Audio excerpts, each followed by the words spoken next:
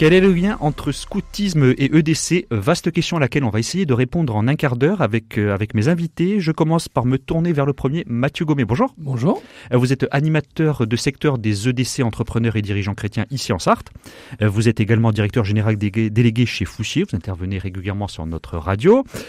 L'autre invité, Éric Pifto, bonjour. Bonjour. Donc vous êtes entrepreneur dans l'industrie, installé depuis peu en Sarthe, vous êtes basé professionnellement à la Chapelle-Saint-Aubin, vous êtes également responsable d'équipe des EDC. Tous les deux, vous êtes passés par le scoutisme, c'est quelque chose qui vous a visiblement marqué. C'est quelque chose qui vous a peut-être aidé à venir aux EDC, entrepreneurs et dirigeants chrétiens. On va d'ailleurs essayer de le comprendre. Je commence par me tourner vers vous, Mathieu. Déjà, est-ce qu'on a des statistiques, même des statistiques au niveau local? Vous avez peut-être fait un petit sondage autour de vous pour savoir s'il y a un lien, si beaucoup d'EDC, entrepreneurs et dirigeants chrétiens, viennent des scouts. Alors, j'ai pas réussi à avoir de statistiques officielles. En revanche, dans mon ressenti, d'où l'idée de faire cette émission. C'était votre idée, effectivement. Oui, il y a un nombre, une majorité.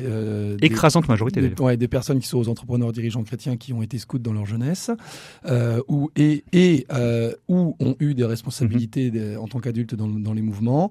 Alors, dans mon équipe perso, sur 8 membres, j'en comptabilise 6 où je suis certain qu'ils ont été au scout. Il y en a 2, j'ai pas eu le temps de leur poser la question. Et hier soir, j'étais au bureau régional des EDC, donc qui regroupe les membres en responsabilité au niveau de la région. On était 10 sur 10. Voilà. Et vous, de votre côté, Éric Pifto, beaucoup de scouts dans votre entourage des EDC? Oui, énormément. Et des scouts actifs, qui ont été scouts dans leur jeunesse et qui restent actifs dans le mouvement scout adulte. Mathieu, oui. Et j'ajouterais que il y a ce lien scoutisme EDC, mais il y a le lien scoutisme entrepreneur et dirigeant, ou tout simplement scoutisme et responsabilité.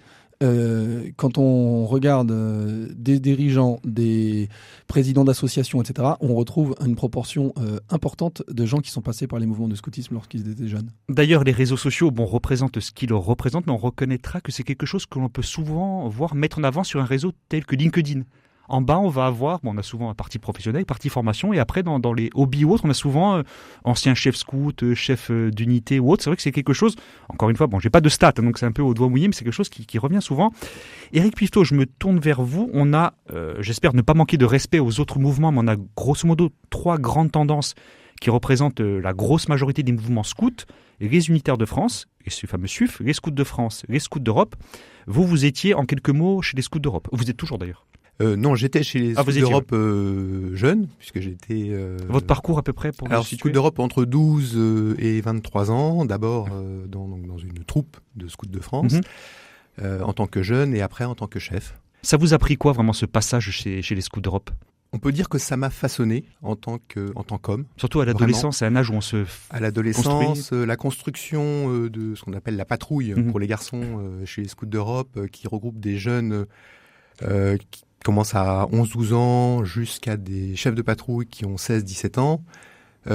C'est une petite société, c'est une petite cellule où le chef de patrouille doit prendre des responsabilités en autonomie, qui est très importante chez les scouts d'Europe, à l'occasion par exemple des camps de Pâques ou des raids d'exploration pendant le camp d'été, où il doit emmener, diriger et prendre soin de sa patrouille pendant plusieurs jours. Et donc c'est vraiment une école de vie extraordinaire, une école de prise de responsabilité et de prendre soin qui est unique. C'est ce qu'on disait d'ailleurs en préparant l'émission avec Mathieu Gommet, c'est-à-dire que quand la patrouille part, le fait même de dire on va s'adapter à celui qui est blessé ou autre, on part à 10, on revient à 10, en fait c'est tellement évident que c'est même pas dit, Mathieu, en fait c'est une évidence. C'est ça, en fait, lorsqu'on arrive dans une troupe scout... Et vous étiez par contre, je reviendrai, oui. Voilà, votre parcours scout c'est... Alors moi j'ai été au Scout et Guide de France, voilà. Alors Scout de France à l'époque. Il y avait encore les Scouts et Guides de France. Voilà, il y avait encore les Scouts et les Guides qui étaient 2 mouvements séparés. J'y ai été jeune de 7 ans à 19-20 ans, toutes les 4 tranches d'âge des Scouts et Guides de France. Ensuite j'ai été chef louveteau pendant 4 ou 5 ans. Et puis derrière, j'ai eu des responsabilités adultes dans le mouvement, soit en tant qu'accompagnateur compagnon, donc accompagner les grands jeunes de la branche aînée, et en tant que chef de groupe. Vous reconnaissez dans ce que disait Éric Pifteau il y a un instant, le fait que ça vous a façonné? Totalement. Alors moi, ça m'a façonné. Enfin, le scoutisme, bon, bien sûr en numéro 2 parce que la famille est en premier, mais moi, ça a été mon premier lieu d'éducation et c'est ce qui m'a fait. Voilà. Vous êtes venu au scout d'ailleurs alors que vous n'étiez pas, si c'est pas trop indiscret, vous l'avez déjà dit à l'antenne, d'une famille pratiquante. Non, pas du tout. Moi, je suis rentré au scout par l'intermédiaire de camarades, quoi, hein, et j'ai été attiré par l'aventure, quoi, en fait. Et derrière, j'ai accroché et j'y ai découvert tellement de choses.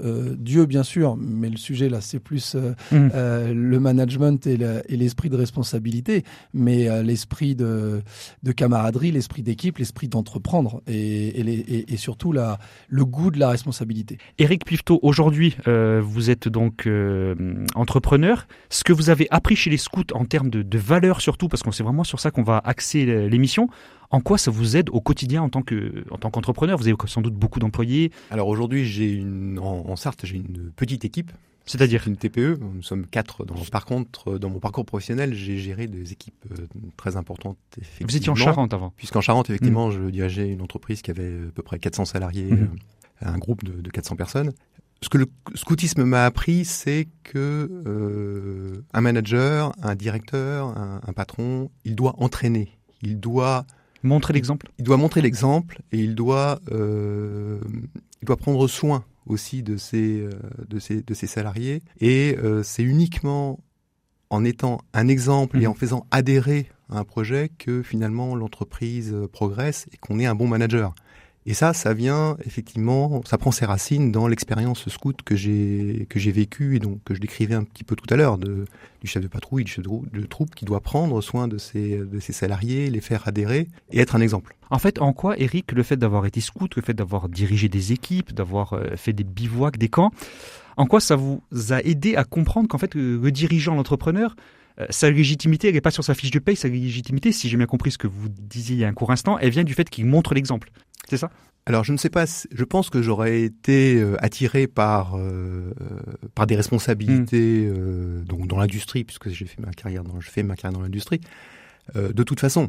Oui. Mais il est très clair que mon expérience de scout a fait de moi un manager et un patron très différent de ce que j'aurais été si je n'avais pas été dans le scoutisme. Même question pour Mathieu. En fait, en quoi ça vous a aidé à vous comprendre ce que c'était la légitimité de l'entrepreneur? Alors moi je dirais que les scouts ont été une vraie formation au métier de manager, dirigeant, entrepreneur. On peut faire peut-être une distinction entre manager et dirigeant? Oui, alors justement, moi je pense que l'expérience qui m'a le plus apporté par rapport à on peut qualifier de formation, c'est l'expérience de chef. Et lorsqu'on est chef scout, on part avec 20 jeunes, on part avec une équipe de 3 ou 4, alors là je me positionne comme chef d'unité, donc le chef des chefs, et on est à la tête de tout, et on gère tout. Et donc on part 15 jours, les parents nous confient les enfants en pleine responsabilité, et on s'occupe bien sûr de l'animation, des jeux, etc. Mais ça, quand on regarde un camp, ça représente quoi? Ça représente 20% du temps peut-être. Ce que je veux dire, c'est que la différence, je pense, c'est qu'on identifie le chef scout ou l'animateur de colo comme celui qui va faire les jeux et qui va animer auprès des enfants. Ça, certes, ça fait partie du job. Mais lorsqu'on est chef scout, on s'occupe aussi des repas, on fait de la cuisine au feu de bois, il y a toujours des incidents sanitaires, il faut aller aux urgences, il y en a un qui s'est coupé avec une hache, etc., etc. On n'appelle pas les parents, on n'appelle pas les chefs de groupe à longueur de temps, on gère l'intégralité. Et donc, on gère ce qui est prévu, on gère l'imprévu, on gère la répartition des tâches dans l'équipe de chefs, etc., etc. Et ça, c'est une vraie réalité de ce qui va être le métier de dirigeant, plus que manager derrière. Enfin, au-dessus de manager, entre guillemets, hein, vraiment. Parce qu'il y a voilà, c'est tout. C'est pas tu t'occupes de ça dans l'entreprise, c'est tu t'occupes de tout. En fait, tout. Par dirigeant, vous voyez quelque chose de plus large que manager. Ah oui, pour moi, alors après, peut-être... Éric peut-être va confirmer. Oui, tout à fait. On apprend aussi, quand on est effectivement chef d'unité, à gérer, alors qu'on est jeune, on a une vingtaine d'années... et qu'on a d'autres jeunes à gérer surtout. Et qu'on a d'autres jeunes à gérer aussi la relation avec le maire de la commune qui nous héberge, les gendarmes, les pompiers si ça se passe mal, le propriétaire du terrain, et donc d'autres scouts peut-être un peu plus loin. Des adultes en général plus âgés, voire nettement plus âgés. Et ça aussi, ça fait partie de la formation de ce qui, dans mon cas, est devenu effectivement entrepreneur. Le 360 sur l'ensemble, qui n'est pas que gérer des équipes. Mathieu? Oui, j'avais quelque chose qui me revenait en tête. Je voyais mes filles, parce que j'ai mes 2 aînés qui sont aujourd'hui chefs. Et je les voyais à la réunion de parents en juin, avant le camp, pour présenter le camp aux parents, pour dire voilà, on part en camp, voilà ce qui va se passer. Un peu pour rassurer les parents aussi. Totalement même. Une partie, bien sûr. Je vois Eric qui sourit doucement. Bien sûr. Oui, c'est le but. Mais quand on fait une bonne réunion, les parents ont confiance. Voilà, on fait encore le parallèle avec l'entreprise. Le dirigeant qui vient, qui présente, qui donne un cap, les salariés adhèrent, ça suit. Voilà. Et je vois mes filles qui ont fait leur réunion de parents. Il y avait un PowerPoint, c'était hyper pro, tant dans la préparation que dans la forme.